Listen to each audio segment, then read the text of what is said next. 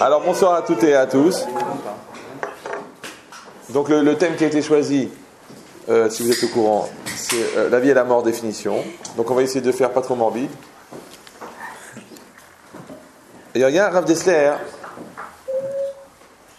très important qui est au début de commentaire de Yamim Noraim, mais en vérité qu'on peut étudier n'importe quel moment de l'année. C'est marqué là-bas Ratson Adam ou Mauto.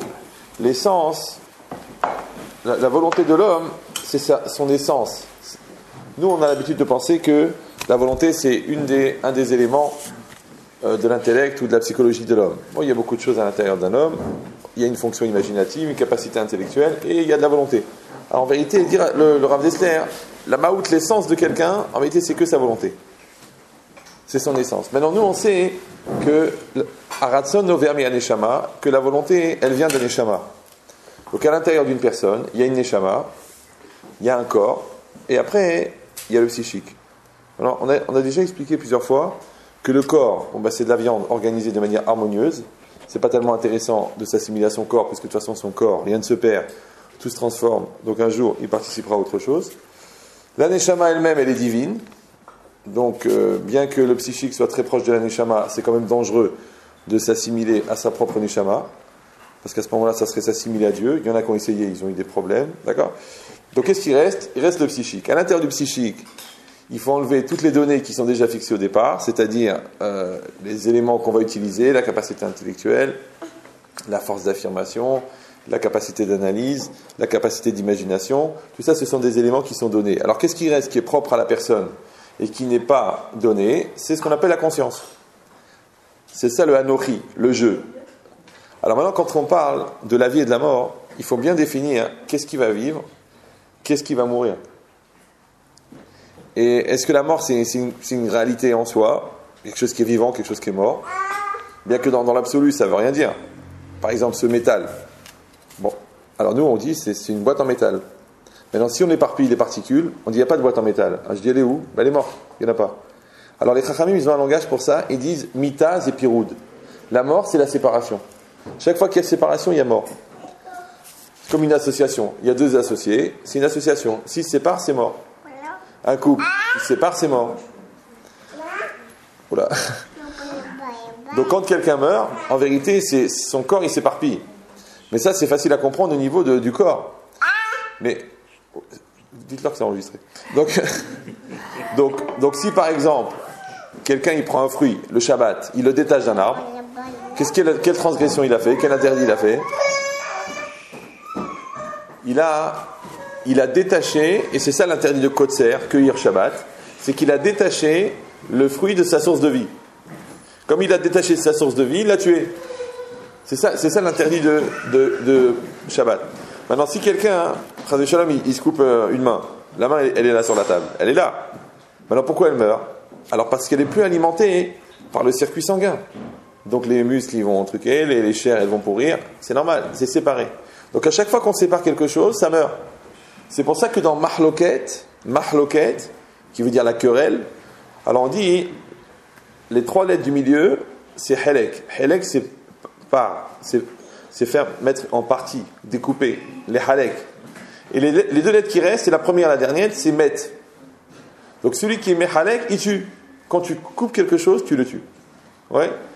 Alors au niveau moléculaire, on a compris maintenant, parce que ça se désagrège, d'accord ? Mais au niveau physique aussi, au niveau des personnes, au niveau des associations. Alors maintenant, c'est au niveau de la personne elle-même. Qu'est-ce que ça veut dire qu'une personne, à l'intérieur d'elle-même, quand elle se sépare d'elle-même, elle meurt ? Comment ça fonctionne ? Et il faut garder ça en tête. Maintenant, si on dit que la Neshama, elle produit la volonté, et que la volonté, c'est quelque chose, c'est ce qui produit, ce qui fait qu'on est vivant. En éthique médicale, on appelle ça la vie. Au niveau intellectuel, on appelle ça le flux intellectuel. Au niveau chimique, on appelle ça le flux. Les Chinois, ils appellent ça les méridiens. C'est-à-dire, dans les méridiens, il y a une énergie qui se balade. Mais ça, c'est la définition de la vie. Le jour où le flux s'arrête, le type, il est mort. Alors sur un électroencéphalogramme, on voit que ça bouge plus. Le cœur, on l'entend plus. Mais en réalité, c'est quoi ? C'est simplement une énergie. Donc pendant un certain temps, il y a une énergie. Quand l'énergie s'arrête, la personne, elle meurt. Alors cette énergie, elle est à l'intérieur de la personne. Parce qu'on a dit, on appelle ça la Neshama. Mais de l'énergie, il y en a partout. Le verre, là, il contient de l'énergie, la montre, elle contient de l'énergie, tout est énergie. Maintenant, il y a de l'énergie stable et de l'énergie instable. Donc, qu'est-ce qu'on fait en vérité? On ne fait qu'utiliser des énergies qui nous sont proposées durant la vie. D'ailleurs, si vous regardez l'univers dans son entité, parce que nous, comme ça, pour essayer de se repérer, on l'a fabriqué, il y a toi, il y a moi, il y a lui, il y a la table. Mais en vérité, au niveau de l'énergie, si vous regardez l'univers, c'est un seul. Tout est lié. D'accord? Moi et le verre, on est liés. Qu'est-ce qui nous sépare? Tu dis, mais il y a une distance. Mais la distance, c'est quoi? C'est des molécules. Alors là, il y a des molécules, là, il y a des molécules, là, il y a des molécules. Ah, la combinaison des molécules, elle est différente. Oui, c'est vrai. Mais en vérité, c'est un. C'est pour ça qu'on dit le tzaddik, le tzaddik, il voit d'un bout à l'autre du monde. En vérité, le monde, il est un. Le monde, il est un. Ils ont développé aussi une notion comme ça, la théorie des quarks. Ça veut dire que dans tout l'univers, il peut se passer deux événements à des milliards de kilomètres, mais qui vont se passer comme s'ils étaient l'un à côté de l'autre. Parce qu'en réalité, il n'y a pas de distance. La distance, c'est une notion physique. C'est un rapport entre la matière et le temps. Mais à un moment, qu'au niveau de l'énergie pure, par exemple, la matière, elle se déplace à la vitesse de la lumière. L'énergie, elle se déplace à la vitesse de la lumière. Donc il n'y a plus de distance. Ça ne veut rien dire la distance. C'est quoi la distance? Donc c'est nous, encore une fois, qui avons des repères qui s'appellent le corps, qui s'appellent l'espace, qui s'appellent la distance, qui s'appellent le temps. Mais il y a un espace que nous, on appelle la neshama, qui n'a plus ces notions ni de temps ni d'espace. C'est pour ça qu'on dit que la neshama, elle vit au présent perpétuel. C'est-à-dire que même le temps, c'est une illusion d'optique. Par exemple, le passé. Il y a le présent, le passé, le futur. Pourquoi le passé, on l'appelle le passé? Parce que s'il est passé, en fait, c'est du présent passé. Pourquoi l'avenir, on l'appelle l'avenir? Parce que c'est du présent à venir. Donc en vérité, il n'y a que du présent.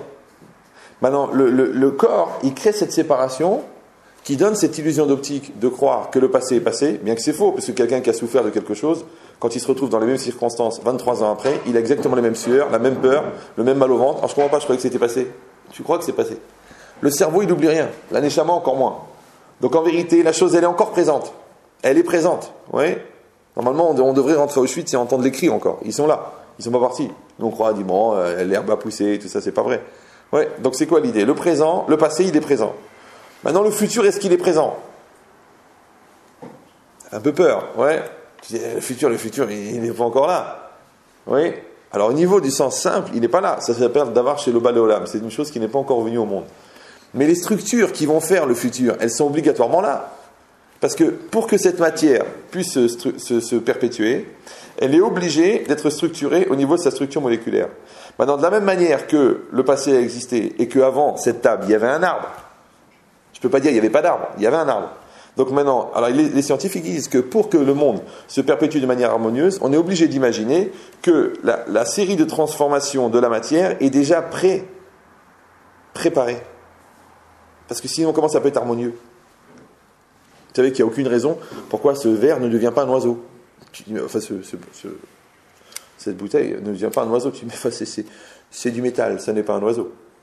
Mais la structure énergétique, elle est stable pour un certain temps, mais après elle va se transformer. Maintenant, si dans 200 ans ça devient un oiseau, vous dites c'est normal, c'est la nature, on l'a jeté, il a pourri, c'est désagrégé, il s'est dilué dans la masse, après il a été redistribué à l'intérieur de l'herbe, elle a fait des fruits, les fruits ont été mangés par l'oiseau, c'est devenu un oiseau. Ah d'accord, si ça prend 200 ans, tu dis c'est la nature, si ça prend 2 secondes, tu dis que c'est un miracle. Vous suivez? Si j'avais un appareil, moi, j'ai un appareil. Ouais, c'est un truc, c'est un défragmenteur de matière. Donc là, je règle, je fais une photo. Je dis, bon, c'est quoi ça? Donc c'est une canette. Je vois sur l'écran canette, d'accord. Je dis, volume, alors il met 38 cm3, d'accord.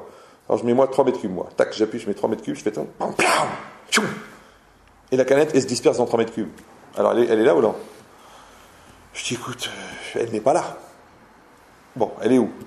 Elle est là. Alors je dis qu'elle n'est pas là. Après, je fais l'inverse. Je remets sur 3 m3, je mets 38. Tac, je la mets là. Je dis, elle est là ou elle n'est pas là? Elle est là. Donc quand elle est là, elle est là, elle n'est pas là. C'est compliqué. Si vous allez dire, écoutez, c'est un petit peu... Il y a un livre qui a été écrit par des non-juifs, parce que vous pouvez lire aussi, c'est pas grave, aux toilettes. Il s'appelle Le Cantique des Cantiques. Je crois que je vous ai parlé du livre de ce livre déjà, non? Le Cantique des Cantiques, ça vous dit rien? Le Cantique des Cantiques. Ah non, ah Bavdil. Le Cantique des Cantiques, mais le deuxième cantique, il s'écrit Q-U-A-N-T-I-Q-U-E-S. Le cantique de la physique quantique. Et la question du livre, c'est est-ce que le monde existe? Le monde, est-ce qu'il existe? Tu dis, mais je le vois. Par exemple, vous avez vu maintenant pourquoi ils ont fait maintenant ils font des films avec des effets spéciaux, il n'y a plus besoin d'acteurs, il n'y a plus rien, tout est extraordinairement bien copié. Pourquoi ça sort maintenant ces films-là? Pourquoi c'est pas sorti il y a 100 ans ou 200 ans? Enfin, la technique n'existait pas. Ouf, ils sont fatigants. Non, c'est quoi l'idée? C'est que comme le bon Dieu, il va nous préparer, que quand Mashiach il va venir, il va expliquer au monde entier que le monde est virtuel, ils diront, oh tiens, c'est comme dans Matrix. Ah bah Hazak, t'as compris. Donc on prépare les masses à comprendre des notions qui sont écrites déjà depuis 2000 ans. Ça s'appelle Alma Deshikra, le monde est un monde de mensonges. Même Einstein, il a dit c'est que de l'illusion. La preuve, c'est que moi je vois quelque chose, toi tu vois autre chose. Comment ça se fait, c'est la même réalité? Tu dis, ah tu sais, on n'a pas la même vision des choses. Comment ça, pas la même vision, mais c'est la même réalité? 4 personnes dans une situation, 4 lectures. Dans la même famille, 5 personnes, 5 lectures. Je comprends pas, mais objectivement, essayez de me rappeler, moi par exemple, je travaille beaucoup, malheureusement dans le Shalom Bayit. Des fois, je ne sais pas si les gens habitent dans la même maison, parce que le même jour, le même événement, ils me racontent de 2 manières différentes, même les faits ne sont pas les mêmes. Et moi je sais pourquoi, parce que d'ailleurs c'est ça mon travail, c'est moi de calculer le taux de déformation du Yetzer Hara de l'un et le taux de déformation du Yetzer Hara de l'autre. C'est quand on a enlevé les 2 Yetzer Hara qu'on découvre les 2 personnes. Donc l'autre avec sa Gahava, il l'a déformé comme ça. L'autre avec ses complexes, il l'a déformé comme ça. Donc moi j'enlève les 28% de complexes, les 21% de Gahava, et je trouve la situation telle qu'elle était. Ah dit, ah ben oui, c'est ça qui s'est passé. Eh ben voilà. Donc celui qui ne connaît pas le taux de déformation de sa vérité, il ne peut pas voir les choses vraiment. Donc ça veut dire quoi la réalité? Il y a des gens qui disent, oh, vous savez, il faut être réaliste. Mais ça ne veut rien dire être réaliste. Si Bill Gates il avait été réaliste, il aurait été pompiste. C'est parce qu'il était fou qu'il a fait Microsoft. Donc c'est quoi réaliste? Ça ne veut rien dire réaliste. Réaliste, ça veut dire figé dans la réalité. Mais c'est dangereux parce que la réalité n'est pas figée. D'ailleurs, quand la réalité elle est figée, comment on l'appelle? Une pierre tombale. Siji. C'est ça la mort. La mort, c'est quand il n'y a plus de mouvement. C'est ça la vie. La vie, c'est quand il y a un mouvement. Donc à chaque fois que quelque chose s'arrête, ça s'appelle mort. D'ailleurs, c'est très rare qu'au cimetière, quand tu te retournes, la tombe elle a bougé. C'est rare. Ça bouge pas. Ah ben, il y a des gens qui se conduisent comme des pierres tombales. Si j'ai la joie, si j'ai l'avenir, si j'ai l'ambition. À chaque fois que tu leur demandes, ils disent ouais, c'est mort, de toute façon c'est mort. Je crois que c'est mort. Tu sais quoi, le magasin c'est mort, l'avenir c'est mort, les enfants c'est mort. Ils parlent que de mort. C'est quoi l'idée? L'idée c'est que la vie c'est un mouvement. La mort c'est un immobilisme. Maintenant, tant qu'il y a de la vie, c'est-à-dire que tant qu'il y a du mouvement, les choses elles se réalisent. Alors ici c'est marqué Al derech ze yesh le'avin ma'amaram zal. Selon ce chemin-là, qu'on n'a pas eu trop d'expliquer, mais cette première phrase, je ne peux pas vous la développer comme ça parce que j'ai écrit un livre dessus de 400 pages, donc je ne vais pas vous faire un truc de 400 pages. Vous avez déjà 1h30, vous craquez, alors imagine 2 semaines. Donc, il dit Al derech ze yesh le'avin ma'amaram zal sifre chaim ve sifre metim munachim lefanecha. Vous savez qu'à Rosh Hashanah, on dit une phrase incroyable, on dit le livre des vivants et le livre des morts sont ouverts devant toi. Donc c'est très joli, on le chante, Sifrei Chaim, Sifrei Metim, d'accord.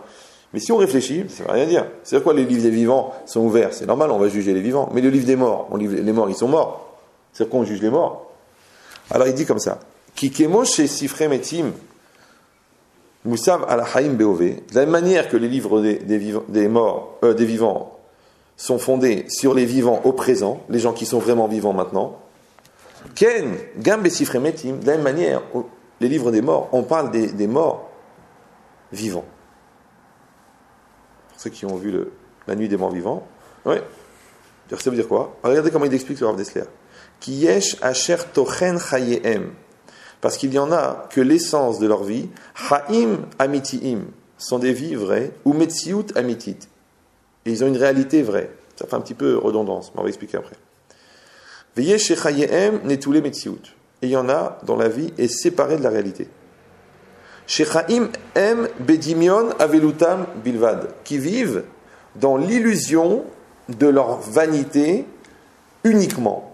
Ça fait beaucoup, parce que je vous signale que déjà dimion, c'est quelque chose de léger. Vanité, c'est encore léger. Ça veut dire dire vanité au carré. Ça fait dimion, ça fait imagination à la puissance illusion. Uniquement. Que ça, aucune réalité. Et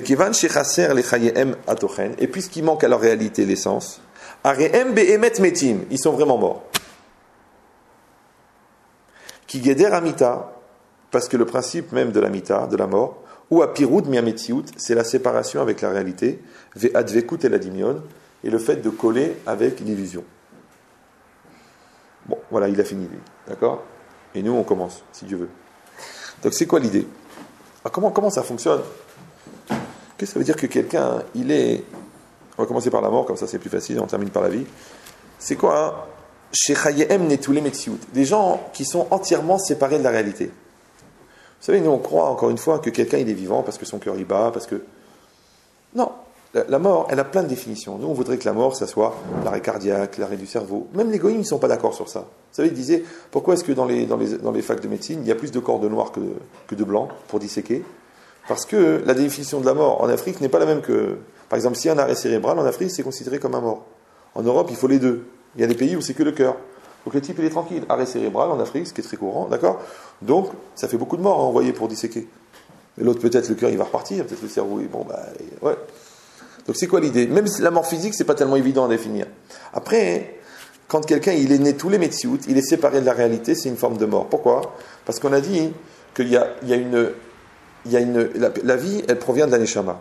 Bon, rappelez-vous, il y a la neshama, après il y a le nefesh, le psychique, et après il y a le corps. Alors comment ça se passe? La neshama, c'est comme bon, il y a beaucoup de fonctions, mais une des fonctions, c'est une espèce de compresseur d'énergie. C'est une pile, elle contient une énergie énorme, ce qui est divine. Quand cette énergie passe dans le psychique, on l'a dit, elle s'appelle la volonté. Quand elle passe ici dans le physique, elle s'appelle la motivation. Quand elle passe dans le vécu, dans la réalité, elle s'appelle la détermination.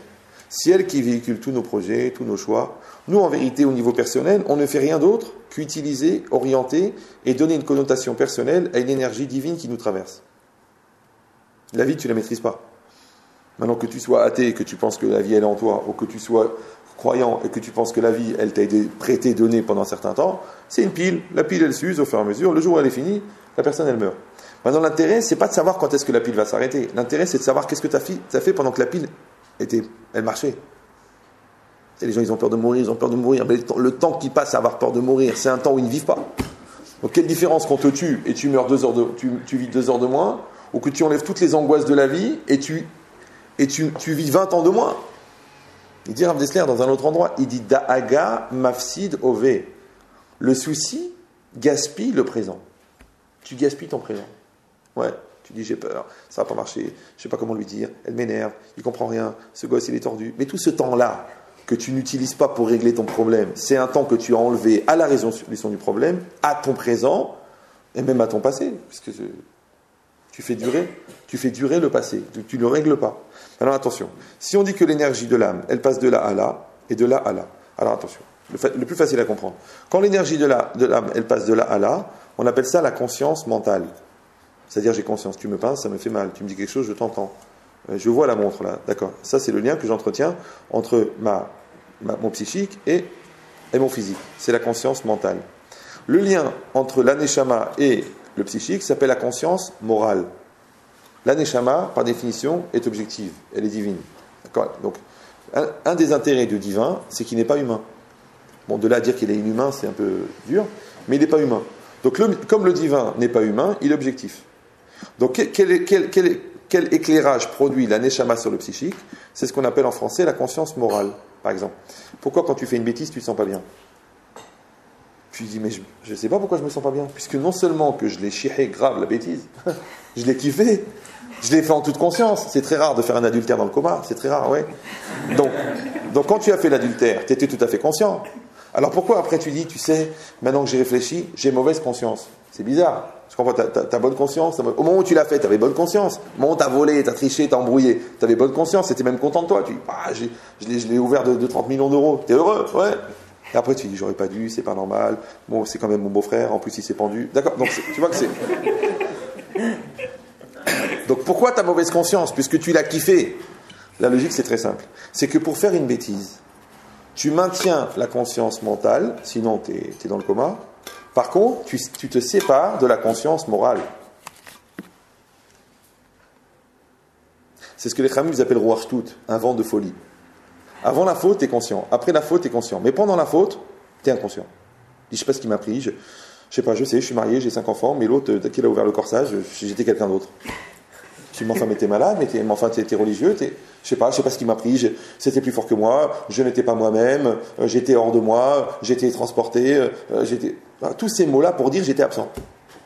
Alors c'est quoi l'absence? C'est la séparation de toi et de la conscience. La preuve, c'est qu'après tu dis en français, finalement j'ai retrouvé mes esprits, genre ils étaient partis, tu vois. Je les ai trouvés, ils étaient où? Je les ai retrouvés mes esprits, ils étaient là. Maintenant si, et Rav Dessler il le dit en deux mots, il dit mitaz et piroud. La mort, c'est quoi? C'est une séparation. Quand tu sépares la neshama de la conscience, du psychique, c'est la mort. Maintenant, la vraie mort physique, c'est quand la neshama quitte le corps. Mais elle n'est pas obligée d'arriver là. Par exemple, le type, il a un ordinateur de folie. Pour un petit composant électronique qui est brûlé, le type, il dit, monsieur, il faut changer la carte mère. Tu dis, mais attendez, c'est pas possible. 1800 €, le petit portable. Écoutez, la carte mère, elle a chauffé, il y a un petit composant qui a fondu, il est intégré, on ne peut rien faire. Comment on ne peut rien faire? Mais monsieur, réparez-le, ça ne se répare pas. Donc tu vois que tu n'es pas obligé d'enlever la neshama pour que la personne meure. Il suffit que tu la sépares. Comme le fruit, tu le sépares. Ouais? Tu le sépares de la source. Or, elle s'appelle Mekor HaChaim, la source de vie, la neshama. Donc la mort, c'est la séparation. Vous m'avez suivi? Super. Maintenant, le problème, c'est qu'à chaque fois qu'on se sépare de sa source de vie, on meurt un peu. Mais attends, mais même quand tu fais une dépression, tu meurs un peu. Tu te sépares de la source de vie. Ouais. Mais le problème, c'est que ça fonctionne comme un sonar. Tu vois, la neshama, elle développe une énergie qui fait ça, elle arrive dans la réalité. Après, elle rebondit sur quelque chose, et la chose, elle repart dans l'autre sens et ça te nourrit. Donc toi, tu donnes vie à ta réalité, et ta réalité, elle te nourrit. Toi, tu aimes ton travail te nourrit. Toi, tu aimes ta femme te nourrit spirituellement, intellectuellement, émotionnellement. Tu aimes tes enfants te nourrissent. C'est ça la solitude. C'est que le sonar, il part dans le vide. Il n'y a pas de retour. Maintenant, toi, tu nourris ta femme, elle se sent bien, elle se nourrit de toi. Ça s'appelle l'amour. Or, l'amour, c'est la conjonction des volontés. Et la volonté vient d'un neshama. Donc, la conjonction des volontés, la conjonction des neshamot, c'est la même chose. C'est pour ça que cette énergie-là, en fin de compte, on ne fait que des allers-retours avec. Que des allers-retours. Tu aimes ton travail, il va te le rendre. Tu aimes la nature, il va te la rendre. Tu aimes tes enfants, il va te le rendre. Mais c'est quoi il va te rendre? Puisque aimer, c'est faire un. Donc comme tu vas faire un avec quelque chose, la chose, elle va faire un avec toi. Maintenant, toi, tu fais un avec toi, tu fais un avec toi. Tu fais un avec ton corps, tu fais un avec ton cœur, tu fais un avec ton esprit, tu fais un avec ta neshama. À chaque fois que tu sépares, il y a une mort. Par exemple, c'est quoi la maladie? Les gens disent, la maladie, c'est un dérèglement d'un système qui, a priori, est censé fonctionner. Oui, c'est bien. Tu as raté l'occasion de te taire. Non, c'est quoi la maladie? La maladie, c'est que l'énergie qui est véhiculée dans le corps, le circuit est coupé. Tu vois bien que quand le sang n'arrive pas quelque part, le membre il meurt. Alors, quelle différence entre le sang qui n'arrive pas ou l'énergie qui est dans le sang qui n'arrive pas? Donc toi, par exemple, tu n'aimes pas ton corps. D'accord? Donc, comme aimer c'est faire un, Ava c'est Echad, donc tu ne diffuses plus l'énergie de l'âme dans le corps. Donc le corps, qu'est-ce qu'il fait? Il s'atrophie, puisqu'il est plus nourri. Maintenant que tu fais plus un avec ton corps, parce que tu as un problème au niveau de la neshama, ou alors au niveau psychique, parce que tu t'angoisses, ou alors parce que tu as peur, ou alors parce que... Il n'y a pas de différence, puisque c'est un sonar. Donc quand tu renvoies l'énergie sur ton business, et que ton business il t'angoisse, donc qu'est-ce qu'on te renvoie? Une énergie négative, ça fait un ulcère. Quand tu n'arrives pas à prendre des décisions, tu renvoies, mais l'énergie, elle ne diffuse pas. Donc ça te fait des blocages dans le dos. Il n'y a pas de différence. Tout l'univers, c'est un. C'est nous qui croyons, encore une fois, qu'il y a toi, il y a moi, il y a nous, il y a... Non, il n'y a que des énergies. C'est tout. Il n'y a rien d'autre. Ouais, c'est que des neshamot qui sont confrontés. C'est l'illusion d'optique, encore une fois, du corps. C'est pour qu'on puisse se situer, pour qu'on a créé la propriété privée, mais pour qu'on apprenne à partager. On a créé la différence pour qu'on apprenne à se rapprocher. Tu vois, tout ça, en réalité, donc, c'est des repères. Mais c'est pas fait pour être subi. C'est fait pour être utilisé. C'est comme la voiture. D'un côté, il y a le ravin, d'un côté, il y a la falaise. Tu dis, mais ça m'angoisse. Mais non, puisque tu roules au milieu. Ah oui, c'est vrai. C'est logique, non? Il y a l'honnêteté, il y a la malhonnêteté. Eh ben oui, tu roules. Bon, là, ils vont me rouler pas au milieu, mais... D'accord, mais c'est quoi l'idée? L'idée, c'est qu'en fin de compte, cette source d'énergie qui est infinie, oui, dans la neshama, à chaque fois qu'on est lié à cette source d'énergie, alors on reprend de l'énergie. Or, puisque cette source d'énergie, c'est la neshama, et que la neshama, elle est divine, Donc quand par exemple je vais prendre de l'énergie de la Torah, qui elle aussi est l'expression de la volonté d'Hachem, c'est pour ça que la Torah elle s'appelle Etz Haim, un arbre de vie. D'accord? Les gens qui t'aiment, ils se sacrifient pour toi. Donc en fait qu'est-ce qu'ils font? Ils te donnent de la vie. Maintenant si toi tu es un pourri, qu'est-ce que tu fais? Tu deviens un vampire. Donc toi tu utilises la vie des autres. Allez, soutiens-moi, donne-moi des forces, je te sens pas assez, tu m'aimes pas assez. Il y a des gens, des vampires comme ça, des aspirateurs. Je vais mieux, et toi, je vais mourir, c'est normal. D'accord? Donc c'est quoi la vie? C'est perpétuellement des échanges. C'est des échanges. Maintenant, quand moi je comprends ça, que je maintiens la loi de l'échange, c'est bien. Toi tu gagnes, moi je gagne. Un bon business c'est quoi? C'est quand tout le monde gagne. Toi tu gagnes, moi je gagne. Pourquoi moi je gagne et toi tu meurs? Après il y a plus vicieux, c'est toi tu meurs et moi je meurs. Même si je meurs, pourvu que tu meurs, on meurt. C'est ce qu'on appelle l'esprit palestinien, d'accord? Mais c'est quoi l'idée? C'est normal, parce que les gens qui n'ont pas l'estime d'eux-mêmes, ils ne peuvent pas être autre chose que des palestiniens. Alors, donc qu'est-ce qui est marqué ici? Ici c'est marqué que la mort, c'est Netulé Metsiout. C'est des gens qui sont séparés de la réalité. Alors ce qui est intéressant, c'est que cette séparation de la réalité, elle n'est pas forcément liée à la mort biologique. Parce qu'il y a beaucoup de gens qui disent oh, combien après c'est fini, après il n'y a plus rien, après il y a... Mais pourquoi tu t'angoisses? Puisque déjà de ton vivant, il n'y a plus rien. Regardez par exemple, la relation qu'on entretient avec la réalité, c'est pas une relation physique. La relation avec la bouffe, c'est psychologique, c'est pas physique. Tu crois que tu manges. Mais en vérité, tu manges pour te rassurer. Tu manges pour maîtriser. Le type qui ne maîtrise pas le magasin, il maîtrise son assiette. Celui qui a un mauvais rapport avec sa femme, il maîtrise son frigidaire. C'est la boulimie. Donc la bouffe, en vérité, c'est un rapport psychologique avec la matière. La preuve, le jour où ton nutritionniste il va être honnête, il va te dire mais ça sert à rien de manger moins pour maigrir. Il suffit de consommer plus. La preuve, c'est qu'une voiture, tu mets tout le temps le plein et jamais il explose le réservoir. Comment ça se fait? Parce que tu consommes. Donc la voiture, c'est toi. La route, c'est le projet. Et l'essence, c'est l'énergie. Donc celui qui dépense son énergie dans un projet, il ne grossit pas. Donc celui qui conserve l'énergie, c'est qu'il n'a pas de projet. Ou alors que l'énergie, c'est le projet.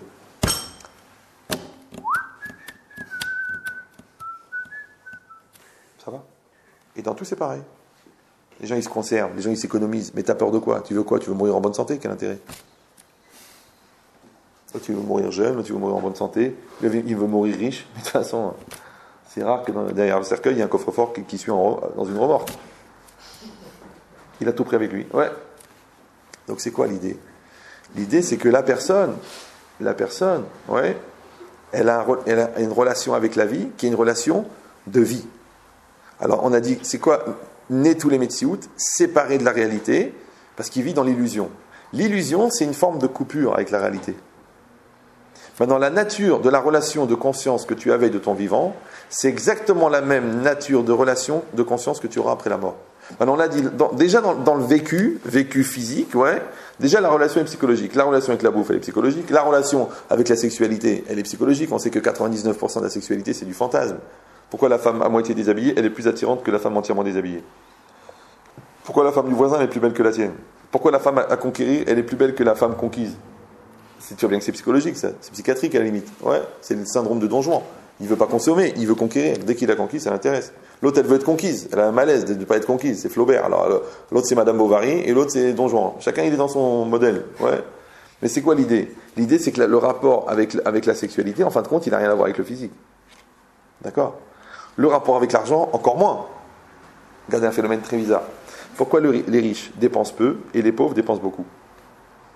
Le riche, il s'achète une paire de Weston, 3 000 €, il la garde pendant 15 ans.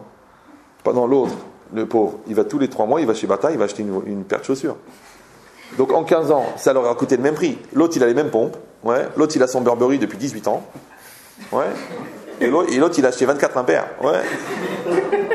Donc en fait, pourquoi le pauvre achète plus? Il a qu'à prendre un crédit, acheter un Burberry, et puis c'est fini les trucs. Mais le riche ne dépense pas. Il dépense rien. Alors je vous dis pourquoi. Parce que pourquoi on dépense? Les gens ils croient qu'on dépense pas parce qu'on a besoin. Mais non, ça c'est la consommation qui peut s'écrire en 2 mots, sans sommation bien sûr. Ouais.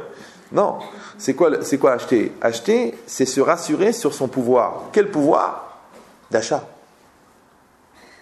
Le magasin, c'est quoi? C'est un lieu de masturbation. Je vais me prouver à moi-même que je peux acheter. D'ailleurs, c'est vrai, le vrai test?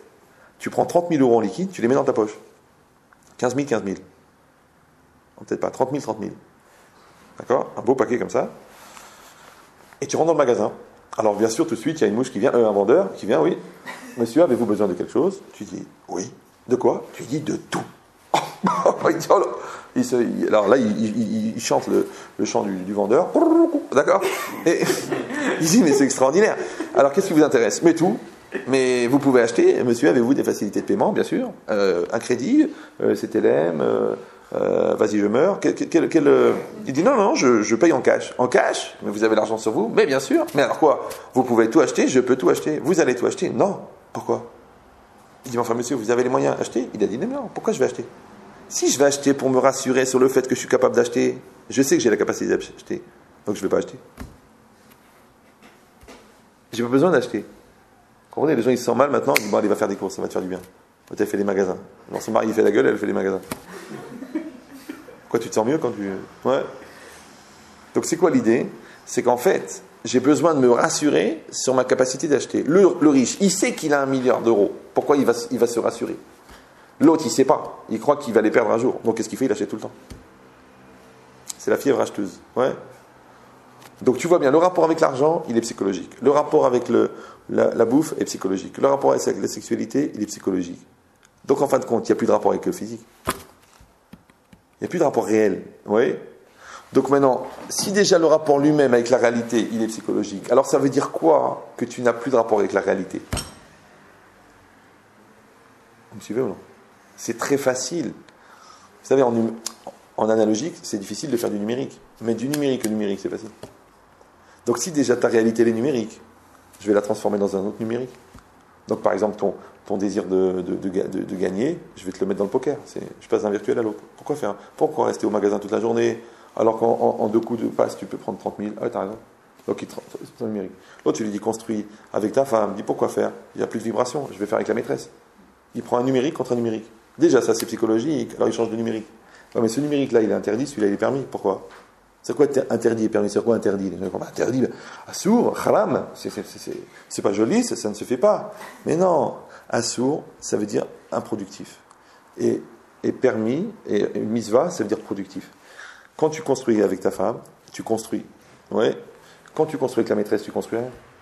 Tu construis des angoisses, tu construis des regrets, tu construis de la culpabilité, tu construis que tu te caches, tu construis que tu as peur, tu construis que tu as honte, tu construis que tu compares, tu construis, on dit Rechaim, les im charatot. Les Rechaim sont remplis de regrets.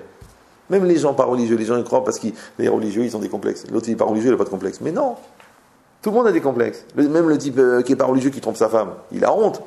Au bout d'un moment, il s'embrouille dans les prénoms, il n'arrête pas de l'appeler Virginie alors qu'elle s'appelle Faleha. C'est que c'est compliqué. Elle dit, mais pourquoi tu m'appelles Virginie? Oh, mais je t'appelle Virginie, comme je pourrais t'appeler Ginette. Tiens, mais sa secrétaire t'appelle. Oui, mais enfin, ça n'a rien à voir. Ou j'aurais pu dire Catherine, mais enfin, ta chef de direction. Mais oui, mais enfin, c'est. Oh, c'est compliqué. C'est bon. Ça s'appelle ça conjuguer l'amour au pluriel. Mais c'est des gens qui sont troublés, qui sont perturbés, qui savent plus qui ils sont, ce qu'ils veulent, ce qu'ils croient, ce qu'ils pensent. Pourquoi? Ils ont quitté la réalité. Les gens, ils croient, oh, vous savez, je perds la mémoire en ce moment, j'arrive plus à me concentrer, je sais pas ce que je veux, je vis au jour le jour. En vérité, qu'est-ce qu'ils font? Doucement, ils se séparent de la réalité. C'est pour ça qu'ils prennent des antidépresseurs. C'est pour ça que, comme ils n'arrivent plus à créer le lien, ils roulent le joint. C'est normal. Le joint, ça crée le lien. D'accord. Donc qu'est-ce qu'on fait? En fait, on crée un espace virtuel qui n'existe pas. Il y a moi et il y a la réalité, c'est tout. Il y a moi et la réalité. Il y a moi et ma femme. Il y a moi et mes obligations. Il y a moi et l'argent. Il y a moi et mes devoirs. Il y a moi et mes épreuves, c'est tout. Maintenant, qu'est-ce que je fais moi? Quand je n'arrive pas à passer de l'un à l'autre, et c'est ça la définition de la vie, passer du potentiel au réel, ça s'appelle se réaliser, ça s'appelle exister. Quand j'y arrive pas, qu'est-ce que je fais? Je m'invente un espace virtuel dans lequel je peux me réfugier. Je m'invente la peur, je m'invente les complexes, je m'invente le regard de l'autre, je m'invente la paranoïa, je m'invente des trucs genre personne ne m'aime. Eh oh, oh, oh. Qui t'a dit qu'il y a un espace sur ce plan? Il n'y en a pas. Tu crois en Dieu? Vous êtes tous croyants, non? Ah, c'est pas évident. J'ai déjà expliqué la dernière fois, mais je le redis, parce qu'il faut se le dire à peu près 8 fois par jour. La croyance, ce n'est pas simplement de mettre les téphilines, de manger cachère, de se couvrir la tête. Ça, c'est normal. On ne parle pas d'égoïsme. Ouais. Ça, c'est normal. Donc, c'est quoi la croyance? Ça, c'est les mitzvot, c'est normal pour un juif. Donc, c'est quoi la croyance? La croyance, c'est d'accepter que ma réalité est adaptée à moi à 100%. Vous voyez, par exemple, la fin de mon corps, c'est là, le début du décor, c'est là. Donc ça me colle là. Donc, c'est vu ou non? Il n'y a pas de séparation. Donc, si il n'y a pas de séparation, comment je vais refuser ma réalité? Donc, c'est exactement la femme qu'il te faut, au moins jusqu'au divorce. Ouais, c'est exactement le mari qu'il te faut. C'est exactement les enfants qu'il te faut. C'est la parnassa qu'il te faut, c'est le corps qu'il te faut, mais c'est d'une précision, à la limite, insupportable. Si tu l'acceptes, ça devient un outil extraordinaire de vie, puisque tu colles avec ta réalité. Si tu refuses, alors qu'est-ce que tu fais? Tu prends la vie à reculons, donc tu vas au travail, mais c'est dur. Tu es marié, mais il faut la supporter. C'est des enfants, mais ils font du bruit. Alors pourquoi ils te saoulent? Parce que tu les refuses. Quand tu les refuses, tu les sépares de toi. Comme tu les sépares de toi, tu les sépares de la source de vie. Comme tu enlèves la source de vie, la chose elle meurt, et comme elle meurt, elle te pèse. Parce qu'un mort est toujours plus lourd qu'un vivant.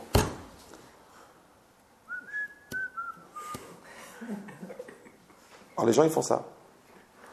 Ils critiquent, ils disent, ouais, ma femme elle est tordue, ma femme elle est bête, ma femme elle est lourde, ma femme... Après ils disent, c'est marrant, je n'ai plus de sentiments. Mais le sentiment, Baba, c'est une diffusion d'énergie. Puisqu'on a dit que l'amour, c'est le confluent des volontés. La volonté, elle vient de l'aneshama. L'aneshama, c'est quoi? C'est le porteur de vie. Donc quand tu mets la vie quelque part, elle devient vivante, la chose. Donc quand tu dis, ça vaut pas le coup de mettre de la vie, eh bien la chose, elle meurt. Ne t'étonne pas que tu t'intéresses pas à un cadavre, puisque c'est toi-même qui l'as tué. Maintenant, tout est possible. Il y en a, ils étaient au bagne, ils étaient heureux. Il y en a, ils étaient à Auschwitz et ils ont gardé leur dignité. Et il y en a, ils sont à Miami Beach, ils disent, ouais, il n'y a pas de glaçons, j'ai envie de mourir. Il dit, mais enfin, monsieur, l'hôtel est à vous, la plage est à vous. Le coca est glacé, mais il n'y a pas de glaçons. Oui, il est glacé, mais c'est pas le truc. Tu vois, on the rock, tu le sens là. Tu dis, il est frappé. Il n'est pas frappé. Tu sais quoi, j'ai envie de tuer tout le monde. C'est bizarre, il te manque ça, il n'y a plus rien. Pourquoi? Parce que lui, il veut pas beaucoup. Il veut tout. Il veut pas beaucoup, il veut tout. Comprenez-vous?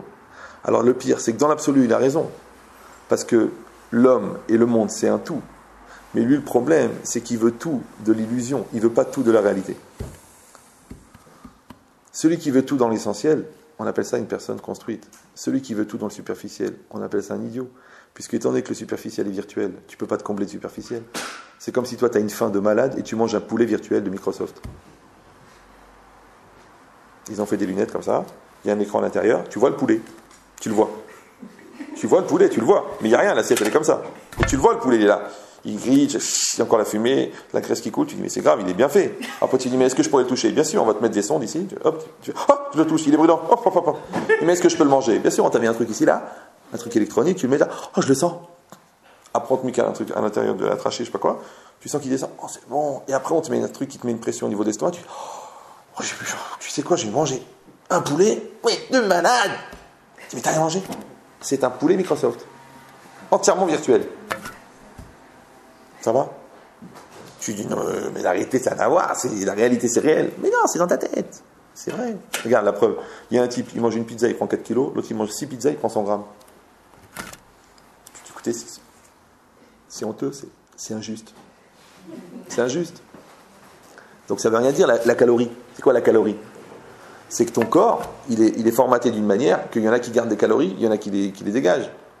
Il y a un grand médecin Goy, il a dit le seul intérêt des points communs qu'on a trouvés entre tous les corps humains, c'est d'essayer de comprendre comment ça se fait que chacun réagit différemment à la maladie. Ils sont tous pareils les corps, mais tous y réagissent différemment. C'est incroyable, non? Il réagit différemment à la bouffe, l'autre il réagit différemment au climat, l'autre différemment au virus. C'est bizarre, non? J'avais dit ça à la conférence sur la médecine. Vous ne vous rappelez pas? Je me rappelle, moi. Non. Donc ça veut dire quoi? Vous vous rappelez qu'il y avait une conférence?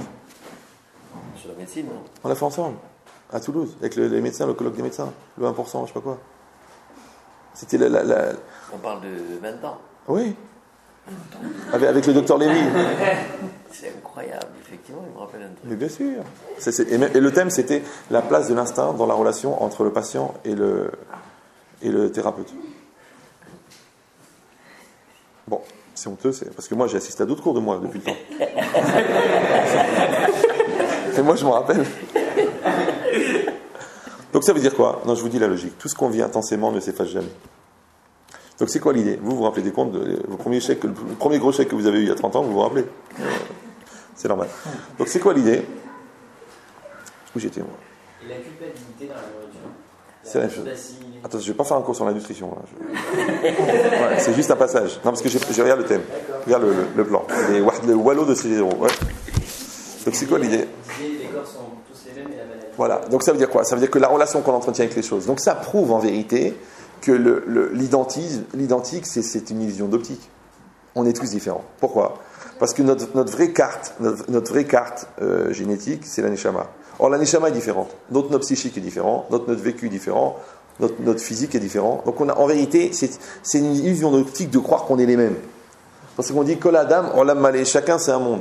D'ailleurs, moi je prends. Moi, les gens ils m'appellent, ils me disent bon, quel genre de problèmes reviennent? Est-ce que vous avez déjà vu ça, ce genre de problème dans le couple? Je dis écoutez, je peux pas vous dire parce que chaque couple c'est une histoire. Chaque personne c'est une galaxie. Comment tu veux comparer? C'est-à-dire quoi dire maintenant ils ont créé des classes, les gros, les maigres, les intellos, les religieux, les pas religieux. Ça c'est pour se rassurer. Genre ils ont fait des troupeaux, mais ça n'a pas d'intérêt. On n'est pas une race, on n'est pas une espèce. On est c'est pour ça qu'on dit qu'on n'a pas le droit de compter les juifs, parce que chacun c'est un infini. Comment tu cumules les infinis? 1 plus 1, ça fait quoi? 2? Ça veut rien dire. Et là-bas, tu penses que l'autre il est fini. Donc si l'autre il est fini, pourquoi tu le comptes? Laisse tomber, c'est fini.